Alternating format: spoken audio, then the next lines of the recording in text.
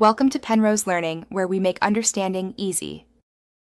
In this video, I will show how to make carrot halwa updated. Start by peeling and grating 500 grams of carrots, then heat 3 tablespoons ghee in a wide pan and sauté the carrots until soft.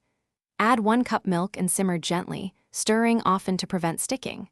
Stir in 3 tablespoons sugar, cardamom, and a handful of chopped nuts. Cook until the mixture thickens and the ghee separates, then serve warm.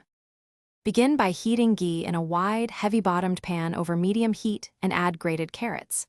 Cook while stirring frequently for about 8 to 10 minutes until softened and fragrant. Pour in milk and lower the heat, allowing the mixture to simmer and reduce, stirring occasionally to prevent sticking.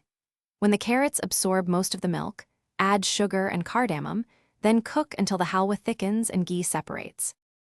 If you're finding this video helpful, please subscribe and like so I can bring you more recipes. Quick recommendation. The Echo Dot smart speaker brings your space to life with music and hands-free timers, so you can set a 10-minute timer while stirring halwa without stopping. Check the description for the link and other deals, and pick one up if it helps your kitchen flow. Now let's get back to the video. For creamier carrot halwa, choose whole milk and simmer slowly to let sugars caramelize naturally. Toast almonds or pistachios briefly in ghee to bring out their oils and fold them in near the end. If you prefer a lighter sweetness, reduce the sugar by 1/3 and taste as you go, adding more only if desired.